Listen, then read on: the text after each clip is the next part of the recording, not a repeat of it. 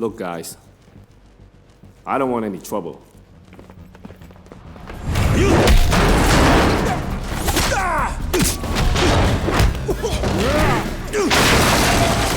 A new teacher enters the classroom, but the students do not show any respect. They ignore him and keep doing their own thing. Some students are playing music, some are playing games, and others are cooking ramen inside the classroom.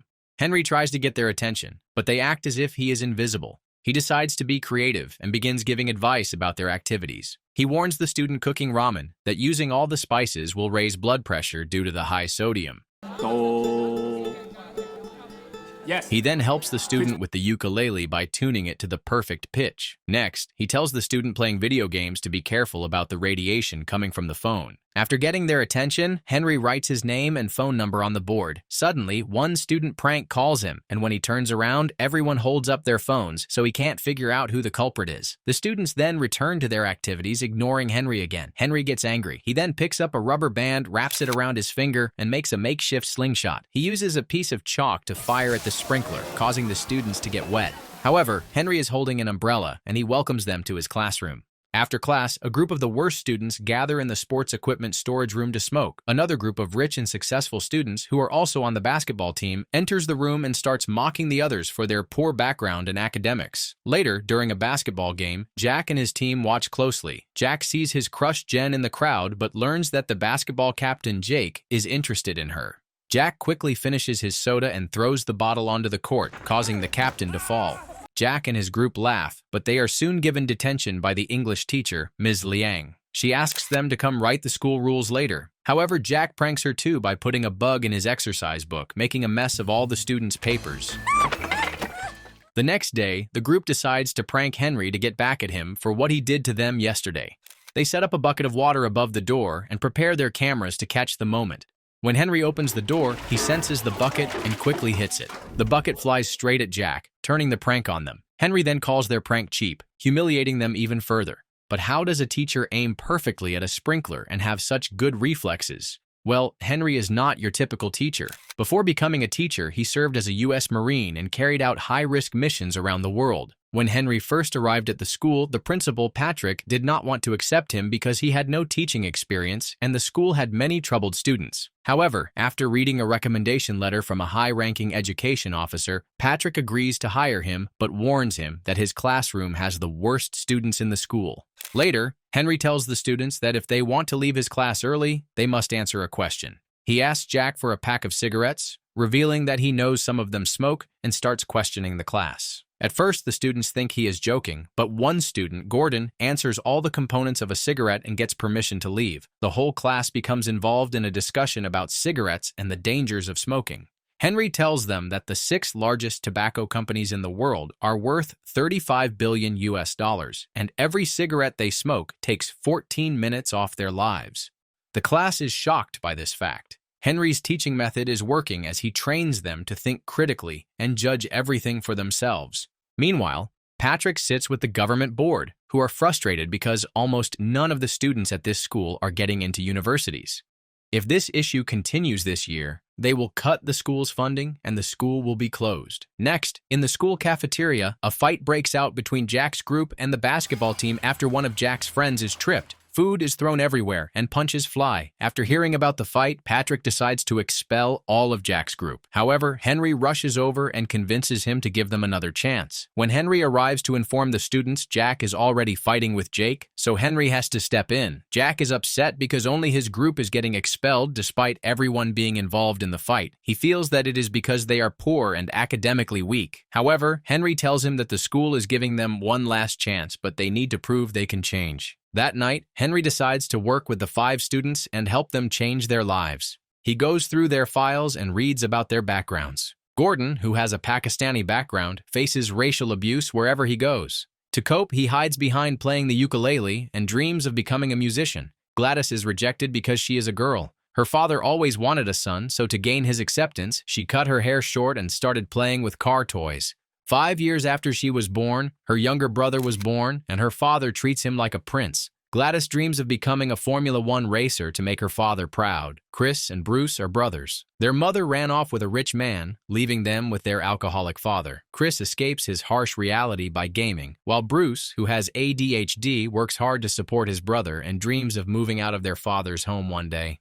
Jack's story is no different. He works as a waiter in a restaurant because of his poor background. One day, while working, the restaurant is visited by Kane, a mixed martial arts bettor, and his team. Kane's boss has told him that they plan to acquire a large piece of land to develop luxury houses. The only obstacle standing in their way is the school, but they believe the school will close by the end of the year because the students will fail their exams.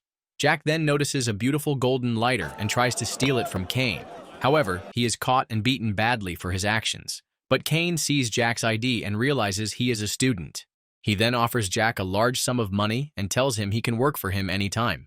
One night, Henry decides to visit Gordon and goes to his town. He finds Gordon in trouble after stealing a concert ticket, and a group of people are chasing him. Henry tries to help Gordon, but it turns out Gordon stole from his father to see a live music performance. Henry feels sorry for Gordon and comes up with an idea. He sees a live band performing on the street and encourages Gordon to sing with them. At first, Gordon is hesitant, but once he steps into the spotlight, everything feels natural, and he performs beautifully. That night, Bruce and Chris's father, Mr. Kwan, asks them to get him more beer as usual, but the brothers have had enough and tell him that they are fed up with him. The argument escalates, and Bruce has to spend the night outside just to finish his homework. The next morning, Henry visits Mr. Kwan and convinces him to go to a rehab center because his sons are suffering because of his behavior. Meanwhile, Gladys's father gives her makeup to wear so that she can meet with a man he wants her to marry. However, she puts the makeup on her brother instead and steals her father's car to run away. Just as she is about to exit the gate, Henry arrives and stops her. He tells her it is illegal to drive without a license and takes her go-karting so she can drive as much as she wants. He also convinces her father to join her, and they race. Her father promises to let her do whatever she wants with her life if she wins, but if she loses, she has to marry the man he chose for her. The race begins, and Gladys wins. But her father refuses to honor his promise, saying the race wasn't on a real road. She gets angry and drives into the main road, forcing her father to chase her. However, her father's cart flips and he falls to the ground. When Gladys gets out of her cart and tries to run to him, a truck crashes into her cart, and her father believes she is dead. He cries, shouting how much he loves and cares for her, while Gladys hides behind the truck and listens. Finally, she comes out, and when her father sees she is alive, he hugs her like never before. Next, Henry arranges an interview for Bruce, Chris, and other students with a man from a rehab center who turns out to be their father, Mr. Kwan. During the interview, Mr. Kwan admits that he started drinking after his wife left him and expresses regret for causing his sons so much trouble. He apologizes for being a bad father, but promises to change for the better.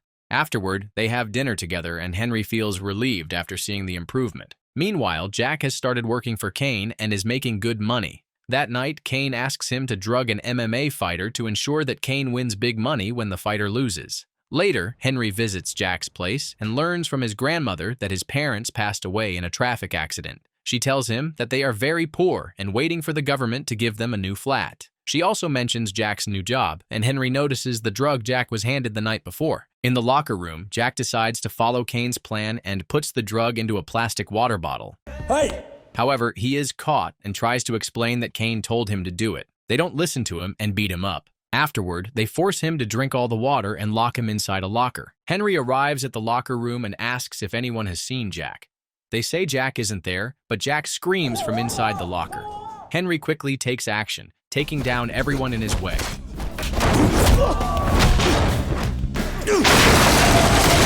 Amidst the chaos, Jack's locker opens. The MMA fighter joins the fight, giving Henry a hard time. However, Henry eventually knocks him out, surprising everyone because the fighter was a champion. When the police arrive, Kane manages to escape without facing any consequences. As he leaves, he takes a close look at Henry and realizes he knows him from somewhere. The next day at school, the entire classroom watches the news about Henry's fight the previous night. The news reveals that Henry was a U.S. Marine and that he is now teaching at the same school where he graduated. Curious, the students ask what kind of student Henry was, and the oldest staff members at the school explain that Henry was a troublemaker just like them when he was their age. During a graduation ceremony, young Henry threw a water balloon at a student performing on the piano. A fight broke out between Henry and the student, which caused the student to break his hand when a statue fell onto it. Henry's behavior was mainly due to the fact that his mother had died and his father had run away. With no other choice, his aunt took him to the U.S. to attend military school. After becoming a Marine, Henry thought he was fighting for peace, but it felt like one war after another. Eventually, he decided to quit and explore the world. During his travels, he realized that if he wanted to create a better future, he should be working with young people. After learning about Henry's past, the students in the classroom decide to change for the better. They start showing him respect by standing up for him every day and learning attentively. Jack also talks to Jen for the first time, and she offers to help him with the upcoming exam. Gordon participates in an inter-school music competition, and his hopes of becoming a professional musician have never been higher.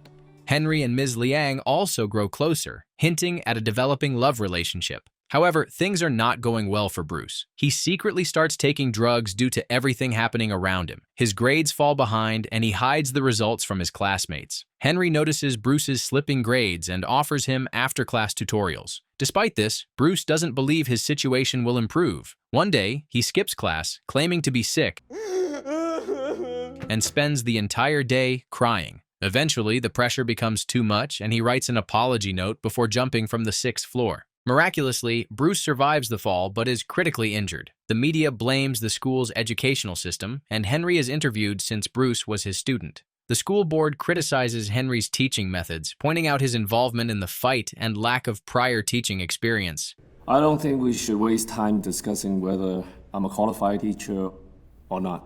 Henry doesn't defend himself, and as a result, he is fired. As Henry leaves the school, his whole class chases after him, asking him to return. The next day, Ms. Liang gathers Henry's students and tells them that the only way to prove Henry was a good teacher is for all of them to pass their examinations. Motivated by this, the students become focused and start studying in groups, helping each other prepare. They spend their free time studying to ensure they can get Henry back to teaching once more. Even more importantly, if most of the students pass, the school will be saved from being shut down. However, this news is not good for Kane and his boss because their business plan will fail if the school survives. Kane decides to intervene and develops a sinister plan. Kane uses Henry's phone number to call the students into a classroom just before the exam begins. But to their surprise, Kane and his team arrive and lock the students inside the room. Meanwhile, Henry is preparing to join the Teachers Without Borders team but sees the message on his phone. He rushes to the school and finds his students locked inside.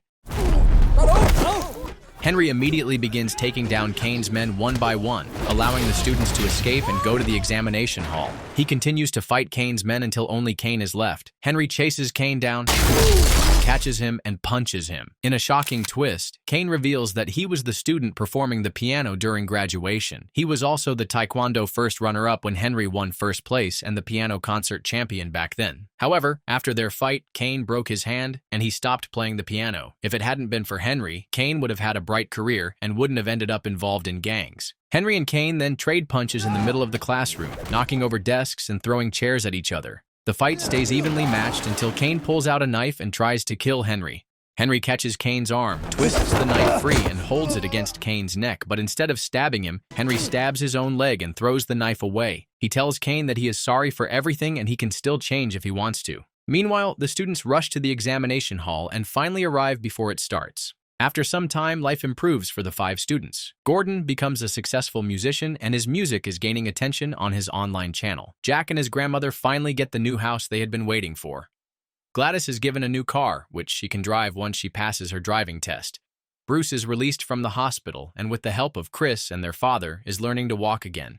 Bruce also promises to take the exam next year and pass, just like his brother Chris. Meanwhile, Kane sits quietly at the piano, playing a simple tune.